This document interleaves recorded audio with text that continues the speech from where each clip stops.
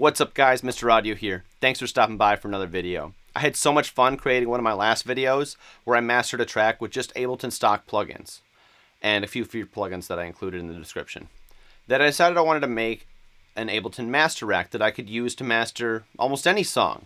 I wanted to make it simple to use, but also open it up so you could have full control over it. So when I made it, I wanted to mess around and started mastering my tracks. I ended up liking it so much I decided to make a video on it and make it available for you guys to download for free. So you can mess around with it and add whatever you want to it as well. So if you have Ableton and want to master music and you want to learn how, this is a good tool to use and learn how, to see how you can master stuff. I got some simple settings posted in there. Let's go over it right now. But first, let's introduce the track. The track is by Thomas Jeffrey, which is actually my artist name. And the track's called Monster in My Head. It probably won't be released till about the end of 2024. I'm kind of ahead with my creating process. So I do have a Patreon. If you like this song and want to hear more, the best place to get my music ahead of everybody else is Patreon. But if you don't want to do that, I also post my links of my socials and Spotify in there. So I look forward to seeing you there. Without further ado, let's dive in and master this track and see what we got going on with the master rack. Alright, so I got the track up here. I got my master rack out. First, I'm going to explain the rack to you. So, first plugin in the chain is a glue compressor. We're not using any of the functions on here except for this soft clip. We're going to drive the audio into it so it's clipping off some of the peaks and giving the limiter an easier time at the end. We're also going to use some gentle compression next. That's what these glue knobs are. Glue threshold controls the threshold right here. And your dry wet controls, obviously, the amount of compression you want to use. I would just leave this alone at 100% until you decide at the end you might need some more punch. Then you can dial some of the compression back. Alright, so your grit, that's your saturation. What I've done is I've made an effect rack because I wanted to divide up the saturator into a multi-band saturator. So I've done that here. Made my settings kind of the way I like them. Feel free to change these if you want. It's going to be material dependent. You're going to have to change some settings in it. But this is a good starting point for almost all songs. And next we move on to the purple section where we got your EQ. This is your sheen, your top end. It moves both the side and the mid. I would consider this your vocal presence, the mid presence on the side. The low end does exactly what the low end does. It boosts the low end and it cuts the low end. I would never boost mud. It only sounds bad. I would only cut mud if you need to. And you have control of the frequency here of that mud too. So I'm going to actually explain this EQ here. So what I got going on here is I'm boosting some vocal presence here. And I'm cutting some mud on both of them in different areas. So the left side is different than the right side. And it gives the impression of a bigger stereo image. You can toggle it on and off and see for yourself. And you can also move those settings around too. Now you got your multi-band compressor here. I've only got it compressing the top end and the mid section, and you have control of the thresholds of that. And here's your limiter. You got your ceiling. I like to have control over the ceiling because it's different for every track since this is not a true peak limiter. And what that means is sometimes the attack of the limiter isn't fast enough and it won't catch all the peaks. I would lower it to -1 dB for busy material. If you got really busy material, maybe even lower. Sometimes I go as low as 2.1. And even with a true peak limiter, I go -2.1 just so that I know that there's not going to be any inner sample peaks happening or ISPs. Anyway, let's master this track and see what we can do. So how you use the glue compressor or the clip function on the glue compressor is you're going to drive the audio into it. And I've already done this before, so we're just going to hit 5 because that's where I like it. Alright, now we're going to close this plugin and open up the glue. Now, this is a gentle squeeze. I got the ratio very low. It's a very fast attack, 100 millisecond release. And let's just check a busy section. Does it show that I've had? Does it show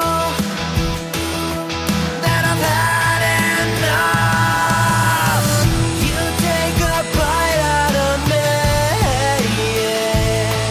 Alright, so I just make sure that I'm compressing just by about a dB at first. And it looks like to be about a -12 dB threshold. So now we're going to move on to the saturation. Does it show that I've had enough? You take a bite out of me.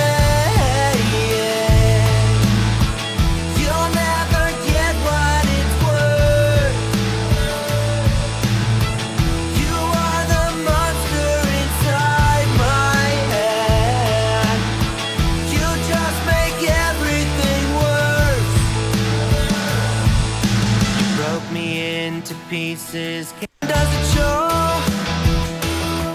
that I've had enough? You take a bite out of me. You'll never. See how that saturation adds a bunch of harmonics there? Does it show that I've had enough? Does it show that I've had enough? You take a bite out of me. You'll never get what it's worth. You are the monster inside my head. You just make everything worse. You broke me into pieces. Can't stop fucking with my head. Scattered pieces all around me, just like. Does it show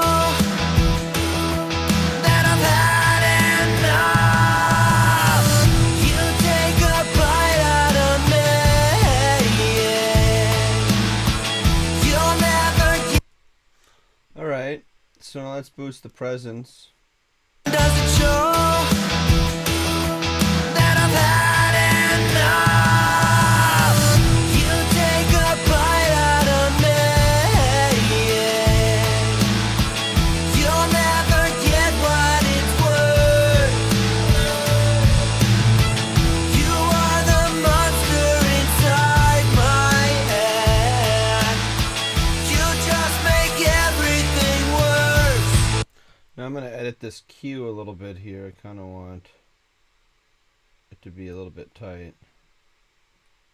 Oh. Does it show that I've had enough? You take a bite out of me. You'll never get what it's worth.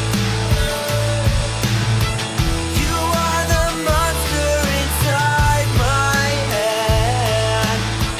You just make everything. Alright, so now we're moving on pretty quickly here to the multi-band compressor. We're only worried about the top end and the mid-range with this, because the low end, at this stage, we don't really want to compress it because it might distort. This should have been taken care of in the mix. Does it show that I've had enough?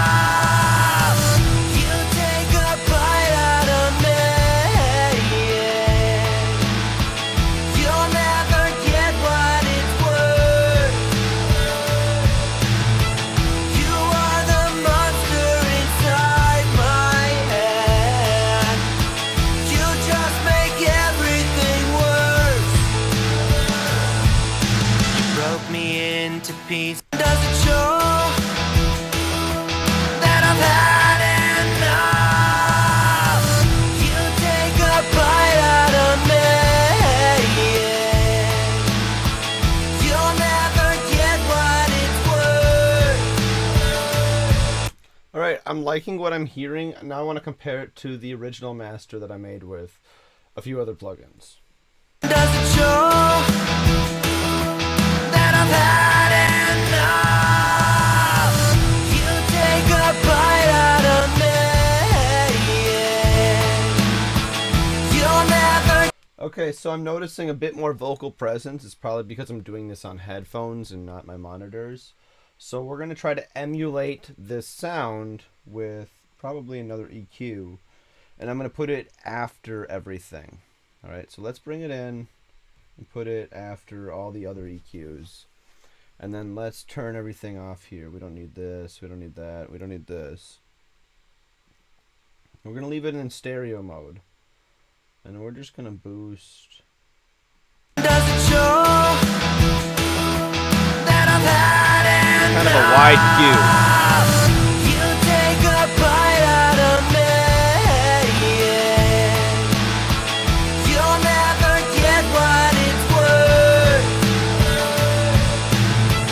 You are the monster inside my head. You just make everything worse. pieces, can't stop fucking with my head. Scattered pieces all around me, just like butter on some bread. Now I know you never loved me. Does it show that I've had enough? You take a bite out of me, yeah. You'll never get what it's worth. You are the monster inside my head. You just make everything worse. You broke me into pieces. Does it show? You broke me into pieces, can't stop fucking with my head. Scattered pieces all around me, just like butter on some bread. Now I know you never loved me, guess I'm better. Alright, yeah, I think this is, from my headphones perspective, I'm hearing that this is very similar. Now, it might sound different on my monitors, which I will check and then I'll let you know. But from what I can hear on these headphones, they're sounding pretty close to the same. What's up? It's Mr. Audio from the future here, and I did listen back on my monitors, and the only thing I thought that the Ableton version was missing was a little bit more harmonics in the vocal and guitar region, a little bit more presence there. The Ableton version actually had something I liked in it that the other version didn't. It had some more presence with the reverb in the high end, and I'm thinking I might go back in and remaster the other version and try to capture that with Ozone. If you like the master rack and want to download it, I'll leave the link in the description. If you've enjoyed this content, consider giving this video a like and subscribing to my channel, and even hitting that notification bell so you'll be notified every time I put out a new video. Well, thanks for watching, guys. It's been a fun one. I'll see you in the next one. Mr. Audio, out.